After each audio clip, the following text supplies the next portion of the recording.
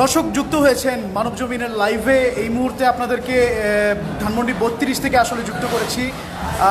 লাইভের ক্যাপশনটি অবশ্য আপনারা দেখেছেন যে আমি মেজর ডালিম বলছি। সকাল থেকে ধানমন্ডি 32 নাম্বার রোডটি ঘুরে আসলে ধানমন্ডি 32-এর বিভিন্ন স্থাপনা ঘুরে আমরা আসলে এই চিত্রটি আসলে দেখতে পেলাম যে ধানমন্ডি 32-এর যে বঙ্গবন্ধু মিউজিয়াম ছিল এবং যে জাদুঘরটি ছিল এবং পাশাপাশি কিছু বাসস্থান ছিল, সেই জায়গাগুলো গতকালকে রাত থেকেই ছাত্র জনতা আসলে ধ্বংস করে দিয়েছে। একদম এখন পর্যন্ত কিন্তু এই ভবনটিতে আসলে সেই কার্যক্রম এখনও চলমান রয়েছে। দর্শক, আমি যেটি বলতে চাচ্ছিলাম যে মেজর ডালিম বলছি, কথাটি কিন্তু আপনারা ধানমন্ডি 32-এ যদি আসেন এবং 32 নাম্বারে এসে যদি আপনারা ভেতরে দেখেন তাহলে আপনারা সকলেই এই যে কথাটি আমি মেজর ডালিম বলছি, দেয়ালে দেয়ালে প্রত্যেকটি দেয়ালে আপনারা দেখতে পাবেন যে এই কথাটি লেখা রয়েছে আমি মেজর ডালিম বলছি। দর্শক, এর আগে গতকালকে থেকে আসলে শেখ হাসিনার ছাত্র জনতার উদ্দেশ্যে যে বক্তব্য প্রদানের কথা, সেই কথা থেকেই আসলে ছাত্র জনতা বিক্ষুব্ধ হয়ে ধানমন্ডি 32 নাম্বারে সকলেই কিন্তু বিক্ষুব্ধ হয়ে চলে আসেন এবং ধানমন্ডি 32 নাম্বার ভেকু বুলডোজার এবং ক্রেন দিয়ে আসলে সেই স্থাপনাগুলো ভেঙে ফেলার চেষ্টা করতে থাকেন। দর্শক, সেই সিলসিলা এখন পর্যন্ত চলমান রয়েছে এবং সেটি এখনও বিভিন্ন জায়গায় আমরা দেখতে পাচ্ছি। পুরো ধানমন্ডি 32 জুড়েই কিন্তু আসলে এইরকম কথা লেখা রয়েছে। আবারও আপনাদের আমি মেজর ডালিম বলছি, ঠিক এই রকম কথাই কিন্তু প্রত্যেকটি দেয়ালে দেয়ালে আসলে লেখা রয়েছে। এবং আপনাদেরকে আরও জানিয়ে রাখি যে আসলে সকাল থেকেই আমরা এই ধ্বংসস্তূপের এলাকাটি আসলে ঘুরে দেখার চেষ্টা করছি এবং আসলে দেখতে পাচ্ছি যে এখন পর্যন্ত কিন্তু এই স্থাপনাগুলো ভাঙার কাজ এখনও দৃশ্যমান রয়েছে। তার পাশাপাশি যে আসলে যেভাবে পারছেন সেভাবেই এখান থেকে ইট, রড, এমনকি ভিতরের ইন্টেরিয়রের সামগ্রী যেগুলো রয়েছে সেগুলো তারা খুলে নিয়ে যাচ্ছেন এখান থেকে। দর্শক, আপনারা দেখাতে চাই ঠিক কয়েকদিন আগেই কিন্তু এই জায়গাটিতে দাঁড়িয়েছিল ধানমন্ডি 32 নম্বরের বঙ্গবন্ধুর যে বাসস্থান ছিল, শেখ মুজিবের যে বাসস্থান ছিল সেই বাসস্থানটি, এবং সেই বাসস্থানটিকে 5 আগস্টের পরবর্তী সময় কিন্তু ছাত্র জনতার একবার রোশনালো পড়েছিল এবং এখানে আগুন ধরিয়ে দেওয়া হয়েছিল এবং বেশ কিছু ভাঙচুর করা হয়েছিল। তারপর থেকে কিন্তু সেনাবাহিনী সহ আইন শৃঙ্খলা রক্ষাকারী বাহিনীর সদস্যরা এই জায়গাটিকে ব্যারিকেড দিয়ে জায়গাটিকে কিন্তু সংরক্ষিত করে রাখার চেষ্টা করা হয়েছিল। কিন্তু গতকালকে আওয়ামী লীগের অফিসিয়াল পেজ থেকে শেখ হাসিনার যে ছাত্র জনতার উদ্দেশ্যে যে বক্তব্য, সেই বক্তব্যটি আসার ঘোষণা যখন আসে, ঠিক সেই মুহূর্তেই আসলে ছাত্র জনতার ভেতর থেকে ক্ষোভে বিক্ষুব্ধ হয়ে তারা এমন সিদ্ধান্ত আসলে নেন। একই সাথে সামাজিক যোগাযোগ মাধ্যমে বিভিন্ন মাধ্যম যেমন ইউটিউব, ফেসবুক এবং এগুলোতে আমরা দেখেছি যে যারা রাজনৈতিক বিশ্লেষক আছেন, অনলাইন অ্যাক্টিভিস্ট আছেন, উল্লেখযোগ্যভাবে আমি নাম বলতে পারি পিনাকি ভট্টাচার্য, তিনিও কিন্তু আসলে রাত থেকেই দেখছিলাম বিভিন্ন রকমের স্ট্যাটাস দিচ্ছেন ধানমন্ডি 32 আজকেই জয় বাংলা হবে, এমনকি তিনি বলছিলেন। দর্শক, ধানমন্ডি 32-এর দেয়ালে দেয়ালে আসলে বিভিন্ন ক্ষোভের বহিঃপ্রকাশ ঘটেছে। আমরা দেখতে পাচ্ছি যে প্রত্যেকটি দেয়ালে আসলে এই কথাগুলো আসলে লেখা রয়েছে। ঠিক সামনের যে বিল্ডিংটি দেখতে পাচ্ছেন দর্শক, এই বিল্ডিংটির অপর পাশে যে বিল্ডিংয়ের সিঁড়ির কিছুটা অংশ দেখা যাচ্ছে, সেই বিল্ডিংটার বিষয়ে আপনাদের বলি দর্শক, 3 তলা পর্যন্ত 4 তলা পর্যন্ত আমরা বিল্ডিংয়ের ভেতরে প্রবেশ করেছিলাম এবং 5 তলা 6 তলায় এখন পর্যন্ত আগুন কিছুটা চলমান রয়েছিল এবং শ্বাস প্রশ্বাসের সমস্যা হওয়ার কারণে, শ্বাস প্রশ্বাসে জটিলতা হওয়ার কারণে আসলে আমরা আর ভেতরে যেতে পারিনি। সেখান থেকেও আসলে বিভিন্ন আমরা দেখেছি সকাল থেকেই যে বিভিন্ন প্রকারের বই, খাতা, যেগুলো রয়েছে, ডকুমেন্টস রয়েছে, সেগুলো যেভাবে পেরেছে আসলে সেভাবেই সেগুলো নিয়ে গিয়েছে। অনেকেই সেই বইগুলো নিয়ে গিয়ে বাইরে বিক্রি করেছেন। অনেকে সেই বইগুলো আসলে জুলাই আগস্টের যে স্মৃতি বা ধানমন্ডি 32-এর যেই ধ্বংসপ্রাপ্ত হওয়ার যে স্মৃতিটি, সেই স্মৃতিটি আসলে ধরে রাখার জন্য অনেকেই চেষ্টা করছেন, সেই বইগুলো সংগ্রহ করার চেষ্টা করছেন, অনেকে সেই বইগুলো বিক্রি করছেন। পাশাপাশি যে আপামর জনতা, আপামর সাধারণ জনতা, সেই সাধারণ জনতারা কিন্তু আমরা দেখতে পাচ্ছি ধানমন্ডি 32-এর যেই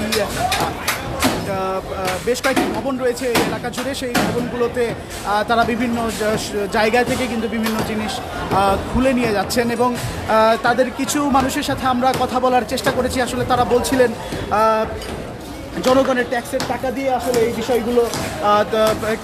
বিষয়গুলোর মেনটেনেন্স হতো এবং এই বিষয়গুলো দেখভাল হতো। তাই জনগণ এটি বলতে চাচ্ছিলেন যে এটি আসলে জনগণের সম্পত্তি ব্যতীত আর কিছুই নয়, জনগণের এতে প্রচুর সম্পূর্ণ পরিমাণের হক রয়েছে, এমনটি কথা বলছিলেন তারা। এবং দর্শক, আপনাদের আরও একটু দেখাতে চাই যে এখন পর্যন্ত কিন্তু এখান থেকে যে আগুনের ধোঁয়া, সেই আগুনের ধোঁয়া কিন্তু এখনও উঠছে। পাশাপাশি যে ভাঙচুর, সেই ভাঙচুর কিন্তু এখন পর্যন্ত চলমান রয়েছে। অসংখ্য মানুষ রয়েছেন সকাল থেকেই, এমনকি রাত থেকেই আসলে অসংখ্য মানুষ কিন্তু এই জায়গাটিতে এসেছেন, ইতিহাসের সাক্ষী হতে এসেছেন। দর্শক, একই সাথে এই যে পৃথিবীর ইতিহাসে স্বৈরশাসকের পতনের যেই বিষয়গুলো, সেই বিষয়টি সকলেই কিন্তু নিজে প্রত্যক্ষভাবে দেখার জন্য এসেছেন।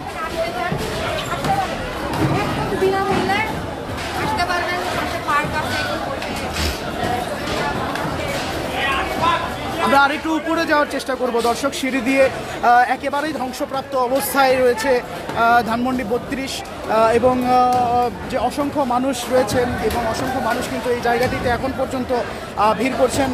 যেমনটি বলছিলাম, প্রত্যেকটি দেয়ালে আসলে এই ধরনের গ্রাফিতি বা এই ধরনের স্লোগান লেখা রয়েছে এবং সবচাইতে যেই স্লোগানটি আসলে উল্লেখযোগ্য এবং যেটি আমার লাইভের ক্যাপশনে রয়েছে দর্শক, সেটি হচ্ছে আমি মেজর ডালিম বলছি। এবং সকাল থেকেই এই সম্পূর্ণ এলাকাটির যেই ভবনগুলো রয়েছে, যেই ভবনগুলোকে আসলে ধ্বংসপ্রাপ্ত করার চেষ্টা করা হয়েছে, সেই জায়গা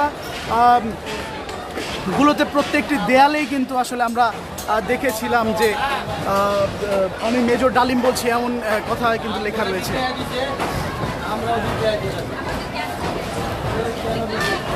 হেলমেট কেন উপরে পড়তে পারবো কেটে গেছিলাম না।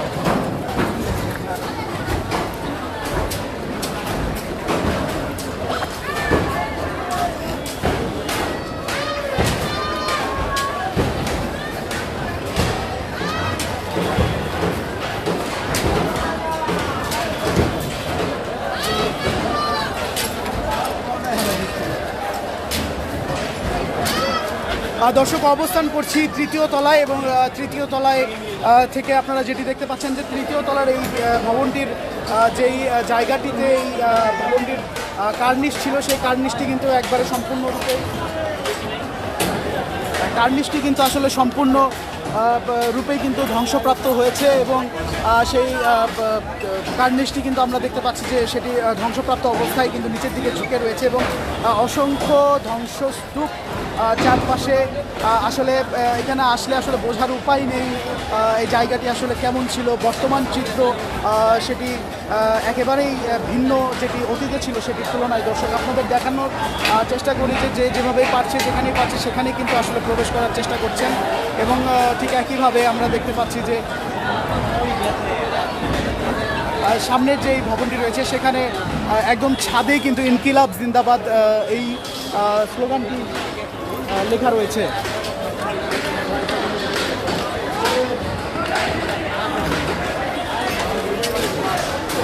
আবারও আপনাদের সাথে করে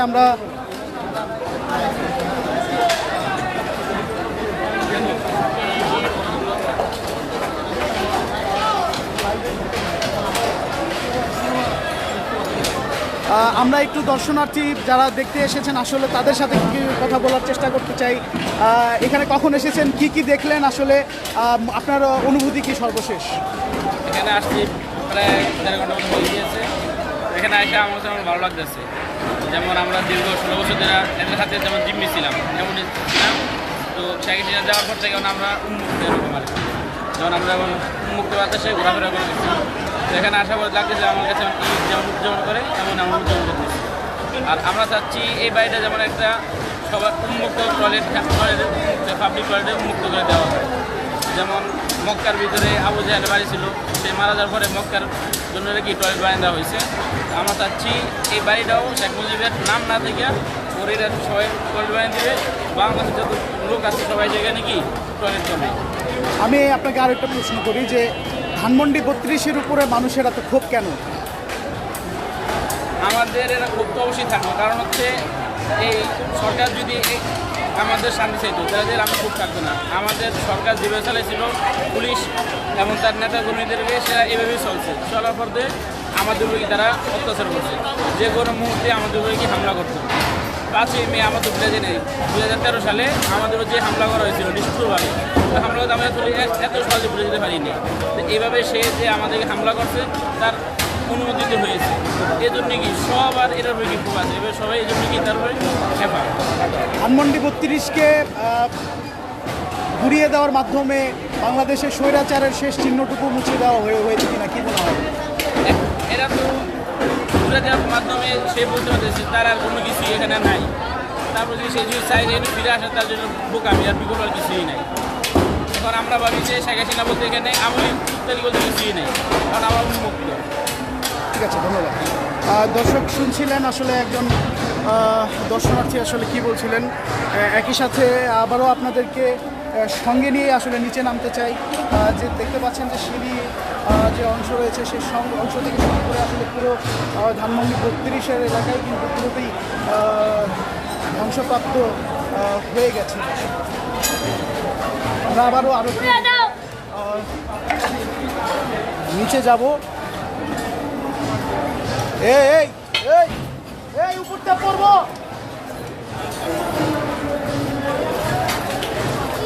সবাই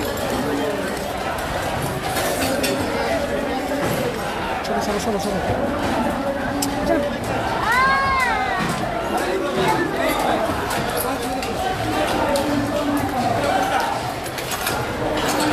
এই সেই ধানমন্ডি 32, যে ধানমন্ডি 32-কে নিয়ে আসলে 5 আগস্টের পরেও আওয়ামী লীগের বিভিন্ন সারির নেতারা বিভিন্ন ধরনের কথা বলতে চেষ্টা করেছিলেন।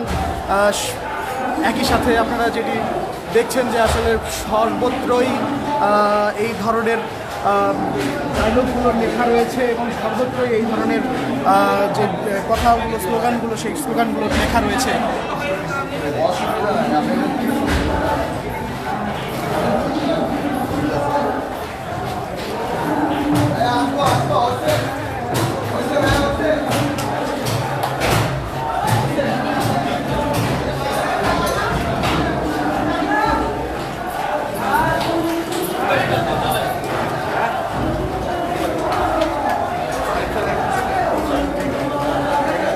যেটি দেখতে পাচ্ছেন যে দর্শক অসংখ্য মানুষ এখনও ধানমন্ডি 32 নম্বরে আসার চেষ্টা করছেন এবং তাদের স্মৃতিতে আজকের দিনটি স্মরণীয় করে রাখার জন্য আজকের এই জায়গাটি এই কর্মসূচিটিকে স্মরণীয় রাখার জন্য আজকে আসলে অনেকেই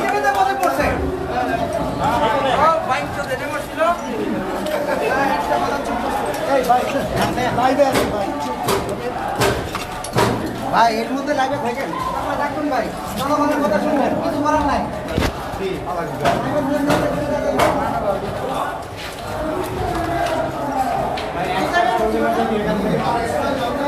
দর্শক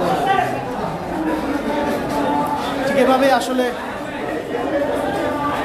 ঠিক ধানমন্ডি 32-এর নিচের দিকে আসলে চলে আসলাম। আবারও সামনে বৈষম্য বিরোধী ছাত্র আন্দোলনের পক্ষ থেকে আসলে সম্ভবত একটি আনন্দ মিছিল বা আনন্দ র্যালি এসেছে।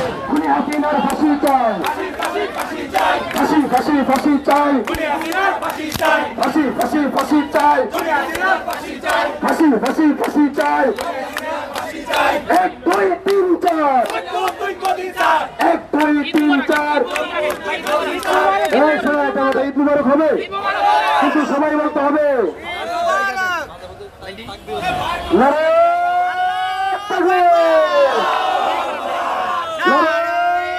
থাকবে দিল্লি না ঢাকা দিল্লি না ঢাকা আপোষ না সংগ্রাম ক্ষমতা না জনতা গুলামি না আজাদি আবু সাইদ ভক্ত আবু সাইদ ভক্ত সবাই বলো আরো জোরে ছুটছে বলো তালে তালে ধানমন্ডিতে সবাই বলো ভর্তি রিসে নেচে নেচে ছুটি রিসে জুলাইতে হেসে হেসে দাদাই বলে দাদি বলে দাদি বলে ভাইয়া বলে চাচাই বলে চাচি বলে পিরিজপুরে ফেঁকি সাহেবের চট্টগ্রামে শেখা চৌধুরীর হুম্মন ভাইয়ের সারা দেশে ইলিয়াস ভাইয়ের পিনাকিদার কনক সরোয়ার ছাত্র জনতার কোটি মানুষের সারা দেশে সারা দুনিয়ায় ছুটছে বলে তালে তালে খুশি মনে হেসে হেসে তীরে লইয়া মুক্তা কাকে ছুটছে বলো আর বলেন নাকি বেজল নাকি সারা দেশে আর কি যে মজা লাগছে দেখো